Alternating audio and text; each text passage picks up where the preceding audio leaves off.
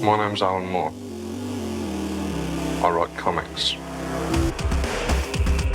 Remember the 5th of November. I've been thinking lately about you and me, You know, it's funny. about how this is going to end, about who will end up killing who. This reminds me of a joke. The whores and politicians will look up and shout, "Save us!" And I'll look down and whisper, "No."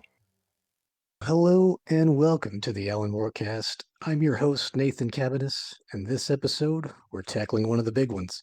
Perhaps the series that made Alan Moore a star in the comics industry in the first place, Swamp Thing. Our guest today knows a thing or two about horror and DC Comics, with acclaimed runs on Nightwing, Lucifer, and Batman Dark Patterns, as well as creator-owned series such as Coffin Bound, Limbo, and Homesick Pilots. Most recently, he has returned to Skybound's Energon universe for a new version of the classic 80s toy line M.A.S.K with artist Pi Par, the debut issue of which is out right now. We're very excited to be joined by Dan Waters. Dan, thank you so much for coming on, man. Thanks so much for having me on, Nathan. I feel like this is one of those books that I bore people about, so it's nice to be asked to talk about it for once. Well, you're in the right place. But yeah, congrats on the debut issue of M.A.S.K. I got my copy. Like I told you before, I wish I was up there in New York because I would have stopped by the signing you did at Midtown. But I'd love to hear how the job came about because I remember when you were writing Destro, you said you didn't grow up with a G.I. Joe and weren't really all that familiar with the brand. But in the back matter to this first issue, you say you were familiar with M.A.S.K, which is way more obscure. Yeah, I mean, I think that just might be cultural. I mean, I think I said I was more familiar, just in that the toys were around, but it also just felt like with what they were doing with the Energon universe, it was just sort of knowing the high concept of Mask, there was a sort of a space for story there that sort of wasn't being touched on by the other books. So I was sort of enthusiastic for the project to be Mask, and it did turn out to be Mask. Well, I do want to ask about rebooting or finding a new approach to an old concept like this because it does tie in with our main topic today. I feel like whenever anyone comes onto a pre-existing title in the modern age, they're doing so in the shadow of what Alan Moore did with Swamp Thing and the Anatomy Lesson. So, yeah, I'm curious to hear what was your way into rebooting M.A.S.K for a modern audience? Yeah, I mean, I think sort of immediately dragging us on topic. I think the anatomy lesson is something that comes up. It comes up frequently when I'm like talking to other writers as well. Like still at this point, it's sort of shock waves that spread through the through the industry. Sometimes it just comes up in context of the anatomy lesson gave us all a sort of false hope in terms of what we would be allowed to do, which isn't always the case. But often, I think really the lesson of the anatomy lesson, which I'm happy to get into further, but the sort of lesson there is it wasn't changing anything drastically about the concept. It was about drawing out latent content. It was about looking at what was already there and approaching it from a different angle, and approaching it with fresh eyes. I think is a big part of the appeal and something I never try and lose and definitely try to apply to something like this, which can also sometimes be easier. I talked about it a fair bit with Destro. Is I think in ways it's easier to approach something like G.I. Joe with fresh eyes if you've never grown up with it, because you just sort of look at it and you go like, look at Destro and you go like, why is he this mental case wearing a big metal mask? And I think if you grew up with it, if you've been seeing him since before before you could walk or talk, you don't question it. He's always had a big metal mask, but coming at it fresh, these are the sort of things you kind of want answers to, and you want to delve into. And I think I always try and keep those fresh eyes approaching anything. Like I never, it's an example I use a lot, but I never want to lose sight of the fact that it's incredible that Superman can fly.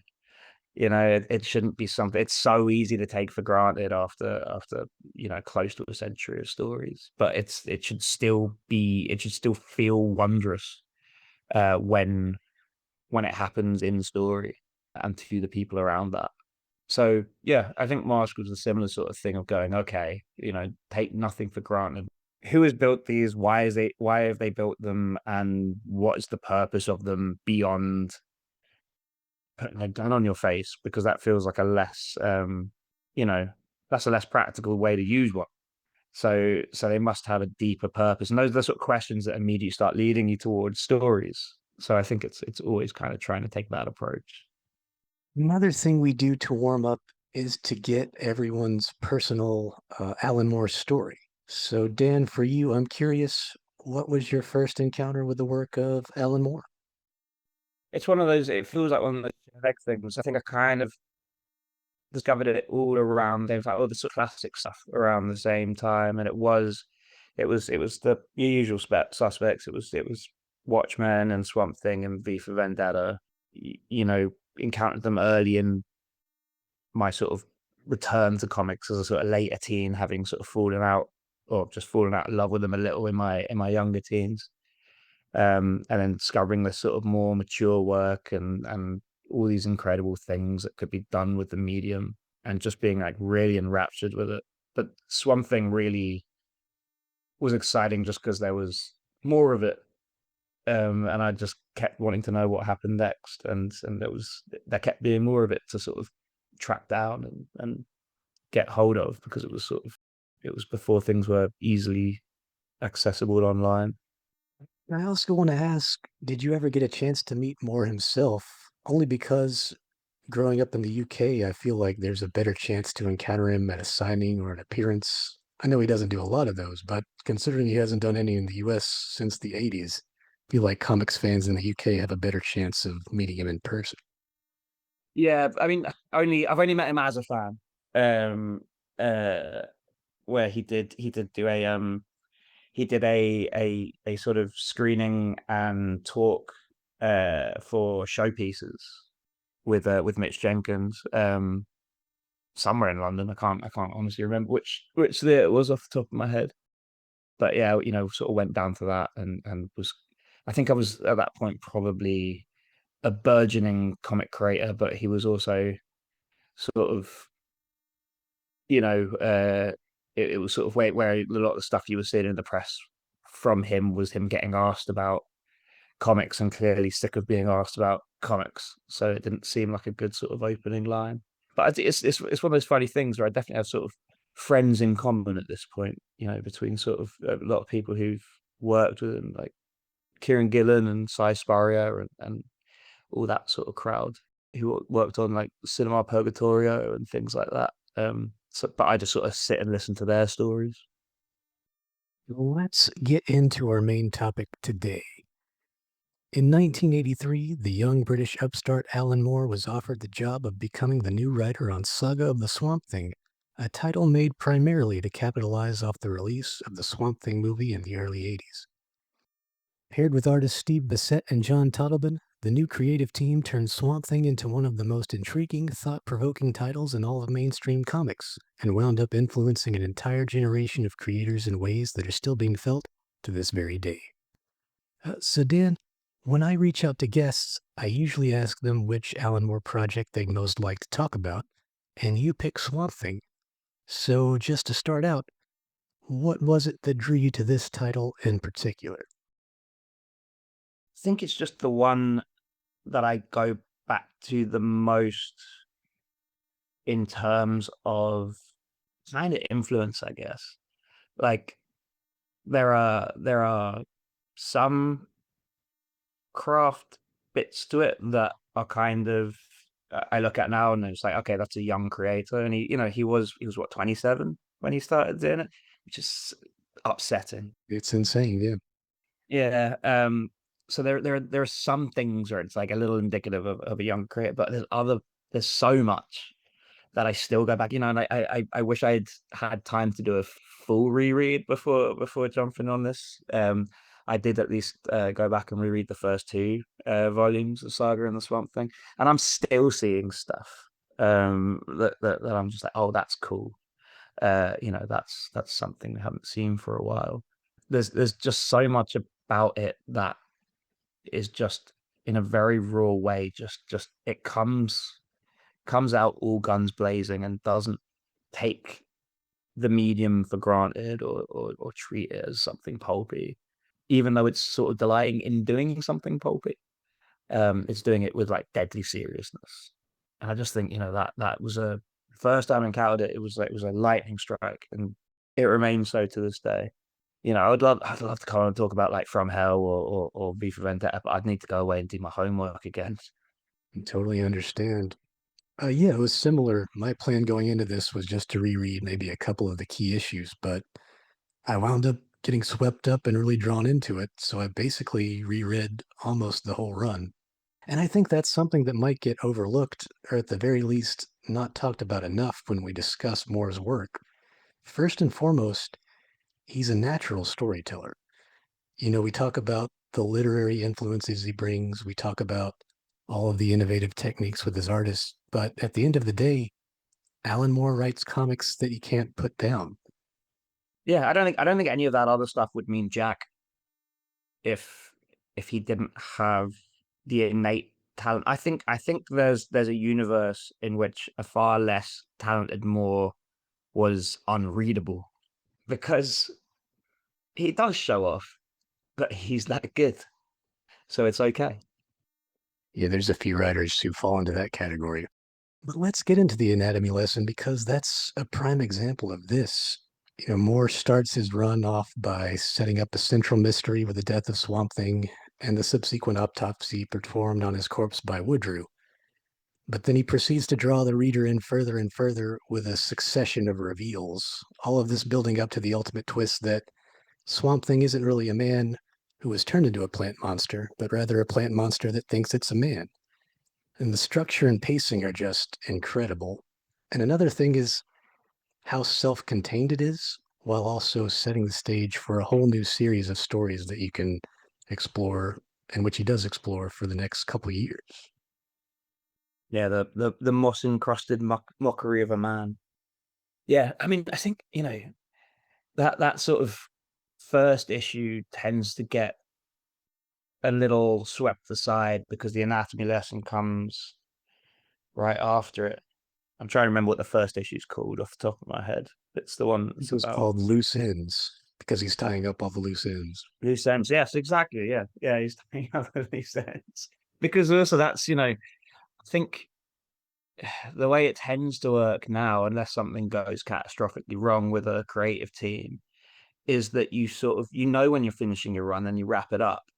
Um, Whereas back then you just might get flung onto something with the next issue. And I think that's very much what this feels like has happened there. In that, it's literally picking up with things exploding and choppers in the sky and all this kind of stuff. And it really is a sort of it's a clearing the decks, but I think very it does it with a soft hand, and sort of doesn't. I think if you were reading it at the time, it wouldn't have felt jarring. It wouldn't have felt like a sort of statement piece necessarily. I think it like really does set the stage for that. But there's still moments in that issue that like pop into my head like unbidden, like all the time. Just the entire central monologue about a world in which there's no more dark spaces for monsters. I'm paraphrasing terribly, but I think it's also I think Moore is already showing off a little bit because I think he's paraphrasing Nietzsche to begin with. Oh yeah, the prose gets purple, but like I said before, it always remains very engaging and readable. I love the purple prose. I feel like he's pulling on. There was such good stuff happening in pulp prose, and I think Moore was probably reading, and I'm just armchair psychologizing here, but I suspect he was reading more of that than he was reading the comic books of the day, and he was reading Harlan Ellison and Roger Zelazny and Weigert. I'm still convinced that he nicked the ending of Swamp Thing from Sirens of Titan. But all of this sort of beautifully written stuff, I think he kind of just transposed that across to comics, just did it very, very well. And I think that's where a lot of the sort of purple comes from in the prose. I just think it's so flavorful and it's just so of an era. And I think it's delicious prose. Well, I believe this is Moore's longest sustained run on a monthly comic, and you really have to consider everything he does within those confines. And he's completely reinventing a character from the ground up while also paying respect and building upon what's come before. Add to that, he's also placing his stories within the context of a larger DC universe with all the superhero and supervillain guest stars. He even manages to tie it into a major event in Crisis in Infinite Earths. And yet, you read it all now, nothing feels forced or out of place. I can't think of another run like this that balances all those elements as successfully. Yeah, I mean, yeah, I think that's also like a pretty fascinating thing to revisit is how much it does utilize the DC universe. I think as it's a precursor, we now it's easy to look at it now as a precursor to Vertigo. I think definitely like the versions I would have, the paperbacks I would have read would have been reprinted under Vertigo. Stuff that tied directly into Swamp Thing, followed it, tended to push away from those elements quite hard. Like after the first volume of Sandman, you barely see any of it. But the actual saga of the Swamp Thing doesn't do that at all. It's got huge arcs in Gotham and the Justice League keep popping up at the beginning because all this crazy plant shit's happening. Yeah, I think that Batman story in particular, The Graining of Gotham, I think you could rank that as one of just the best Batman stories, period. It's very good. I mean, it's definitely a Swamp Thing story over a Batman story, which I also think is quite commendable in terms of the temptation there is to play with the bigger toy once you get your hands on it. But I think the book very much sort of keeps its focus and is sort of confident in the fact that it is turning Swamp Thing into one of the big toys. Yeah, and another thing you have to consider, Moore was doing all of this on a deadline. These were deadline comics. And you just look into his process. I mean, reading his scripts, seeing all the descriptions he puts in. And there's a delightful interview he did at the time in the early 80s when he was writing Swamp Thing, where he describes, trying to get into the characters and standing in front of the mirror and imagining he has giant tusks in his mouth and how would that character sound. He really goes all in. I mean, I think that's the joy of it. Sometimes with the really long scripts, I do think it's there might be an element of the sort of writing you a long letter because I don't have time to write you a short one. Sort of throw everything in. Some artists would sort of want to throttle you for that. Minimalism's a skill too. Not that I'm knocking it. It's so indelibly him, and it's made some of the best comics that have ever been made. So who am I? Who am I to criticize the writer of Mask? Yeah, it seems to have worked out all right for him. Uh, well, we touched on it a little bit before, but it's also interesting to note everything that follows in the wake of Swamp Thing. It obviously launches Moore's career into the stratosphere, but there's also John Constantine, the whole British invasion in the American comics industry, and ultimately the whole Vertigo line. You think about all the careers and all the comics that come out of this run, and it's pretty mind-boggling. Yeah, I mean, without wanting to be like turn this like solipsistic, but I'd really count my own in there as well, because the first thing that I got asked to do by an American publisher was relaunch Lucifer, which is just two steps removed from Swamp Thing. And I think there's always a sort of side of that of I'm sure there are reasons they came to a young green British creator for that, that I very much doubt would have been an impulse pre Swamp Thing. But yeah, there's so many, and it's all the stuff that I grew up loving was the stuff that sort of followed Saga of the Swamp Thing. It was, all the like Ennis or the Ellis or the like Peter Milligan, like it was all the sort of stuff that I hoovered up. Even the sort of stuff that ended up on more mainstream like Batman stuff, Alan Grant. It was all. I think it all spins out of Swamp Thing. And I also just think you can look at so much of what happens, even just in the first like volume of Swamp Thing, and there's like almost like a template for the Vertigo book there as well. Just like so many, the amount of those books that feature sort of a sort of darkness falling over a place and sort of does the sort of fast cutting between sort of horrible stuff happening because of this influence, and that's right there in the first volume. I would like to hear your thoughts on the British invasion in general. I mean, to be honest, it was something of a trend that the DC editors wanted to capitalize off of. But it also felt like a genuine movement, like there was something really going on there. So yeah, I'm curious to hear your thoughts on why this group of creators from the UK found so much success at that particular point in time. Yeah, I mean, there's always a sort of interesting sort of balance between the sort of reverence for the material and the irreverence, that I think is a sort of interesting line to sort of wonder that I think it's a sort of more of an impulse for the British contingent, for the British creators, like to sort of try and deconstruct stuff in an interesting way that I think can be hugely a boon, and can also, if you go too far with it, then you're sort of creating stuff for like your 12 mates to try and impress your sort of 12 mates in the pub sat around showing each other like how sort of transgressive you've managed to be with Space Cabbie or whoever. So yeah, but I think the like overall the sort of benefits or the good stuff that's come out has just way outweighed.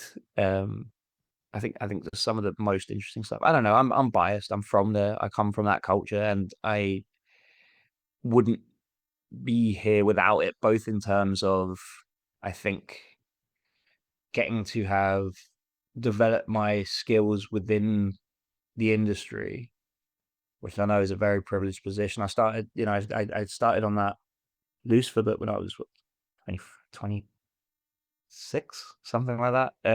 So I've been around doing sort of professional work for like close to a decade at this point, and I think I'm a lot better than I was a decade ago now. But I also wouldn't have been here, like I wouldn't have been interested without all those books that came out if I hadn't read Swamp Thing, and I hadn't read Sandman, I hadn't read Transmet, and I hadn't read The Invisibles.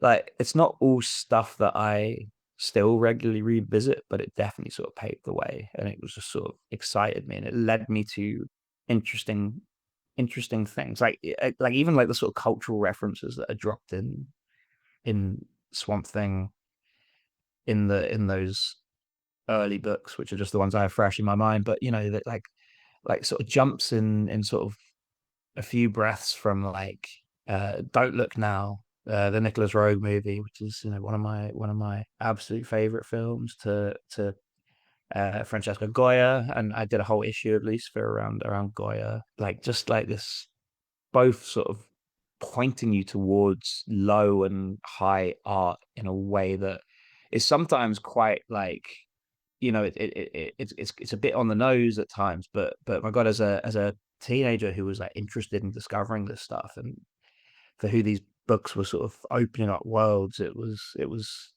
an absolute gift. Yeah, there's no denying it changed the whole industry, and I would say largely for the better. But we also must talk about the art teams that worked on the book during Moore's tenure. Steve Bissette, John Totleben, Rick Veitch, Alfredo Alcala. It's a murderer's row of talent. I remember hearing Steve Bissette say in an interview that he was always trying to get out of the box, break away from the grid-like layout of most comics, and Moore really gives him a lot of leeway to stretch his wings and explore this. And also, the art team was pretty instrumental in developing the story with Moore. Just as an example, Abby takes on a job working with special needs children because Bissette's wife took on a similar job at the time. So yeah, that's another thing that I don't know if Moore gets enough credit for, or if there's enough attention paid to when we talk about him, is that he really knows how to collaborate with his artists and is ultimately writing to their strengths and interests. Yeah, which I also, I think we could probably also flip round and say, maybe the artists don't get enough credit for what they bring to the stories. I do I always do sort of wonder if V for Vendetta would have had anything like the legs it's had without that design that was all David Lloyd. It was David Lloyd's idea um to bring in the Guy Fawkes angle, right? Yeah, I think there's probably something there in as well in that things had to work slower to an extent before everything was done by email and DM and the sort of if you wanted to converse as a team, you'd have to get on the phone, and I think that inevitably leads you to sort of have more of a active relationship. When you're talking on the phone, it's a lot easier to sort of segue and sort of sidetrack than it is an email. When would Stephen Bissette's wife's job necessarily have come up if they were just emailing back and forth about the book they were making together? So, it was definitely a slower process, but I think it definitely had some benefits. Well, for yourself, what are some of the things you've learned in collaborating with the artists you've worked with? Because I know just from talking with some other pros, they say there was a pretty steep learning curve and learning that you're not necessarily writing an instruction sheet for the artist, but it is a true collaboration. Yeah, I mean, I think the main thing you learn is that every collaboration is kind of different, and you definitely try and write to people's strengths. You try and give them things that they're going to be excited to draw. I mean, that's always the sort of thing I try and bear in mind with the script. It's very easy to just sort of, hit panel one, this person's face, panel two, that person's face, panel three, the first person's face again, and just do that sort of 5, 6 times, and then you're done. You've done your part of the job because you've filled in all the numbers of the panels with some kind of description. But really, the more important thing is to get the best page out of yourself and the artists as you can. So it can be a lot looser than that if it's an artist who's comfortable with that and will enjoy that. And getting out of the way sometimes as well. I think also there can be a tendency to look at, go and look at the sort of Watchmen issue 1 script and it's very, very prescriptive. That kind of prescriptiveness, or like trying to dictate how like a title page works and things like that. Like those kind of prescriptive things don't tend, unless you have like a really specific formalist idea for something. But even then, you're probably better off getting on the phone. So sort of giving artists space to do what they do, I think is a huge thing without taking the piss. Like you got to still do your part of the job. The title pages in Swamp Thing, I will also say, I think those are extremely influential.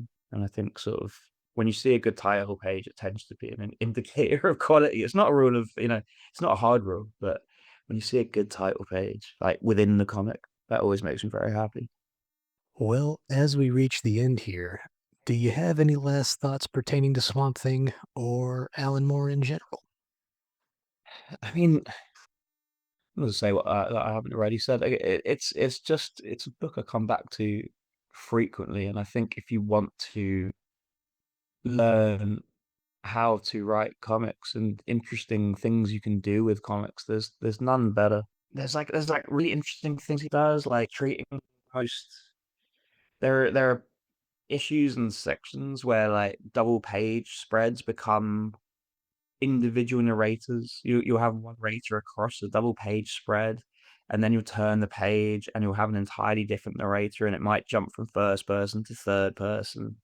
Um, and it tends to be, and he'll use little tricks to sort of um tide you over that page turn, like generally ending the last caption word that then becomes the first word of the next double page spread, which are all sort of easily applied. And if you overdo them, but it's about finding that balance.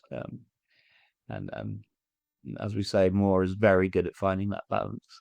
It's just cool little things like that just sort of all the way through the book and just make it so great. And like how much I think it's intersecting with, it's doing a William Blake thing via a Jack Kirby thing, which I think is, they sort of similar artists in a way.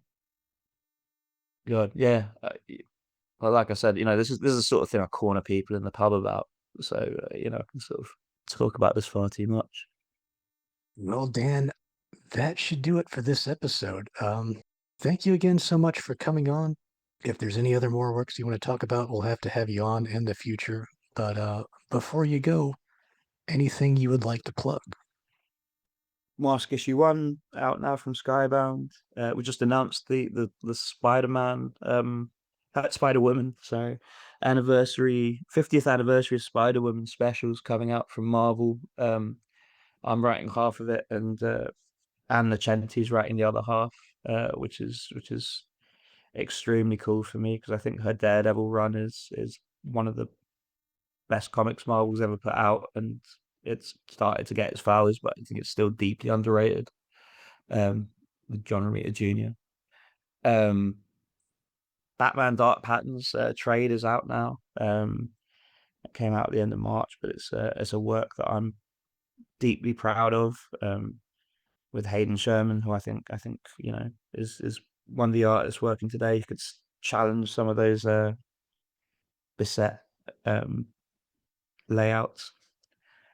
Nightwing is ongoing with Dennis Cowan. He's another legend of the industry. The Question is one of my other favorite books from this sort of era, that I think also really changed the sort of landscape of comics. And I'm lucky enough to get to work with him on Nightwing, and we're doing a sort of quite questiony thing that I think is just sort of warming up and just such a delight to make. So I hope it's nice to read too. I'm doing Shredder at IDW, which is a Ninja Turtles spin-off about the bad guy, because the bad guys have more fun. Thank you, Nathan. This was a pleasure. I feel like we only scratched the surface, really, but probably could have talked about just the anatomy lesson. Thanks once again to Dan Waters for coming on to talk with us today. Mask #1 is out right now from Skybound and Image Comics. It's a great addition to the Energon universe, and I think the whole creative team really knocked it out of the park.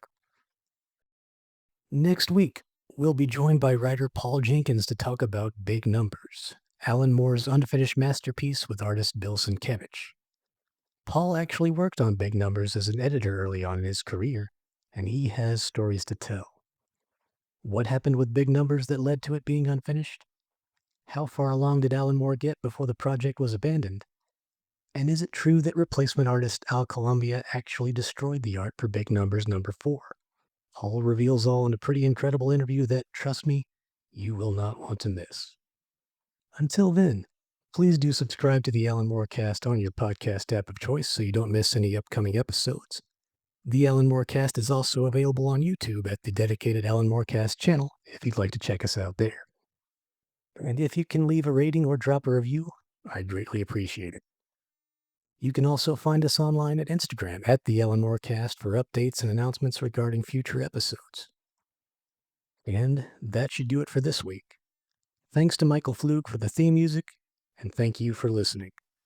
Until next time, praise Glycon.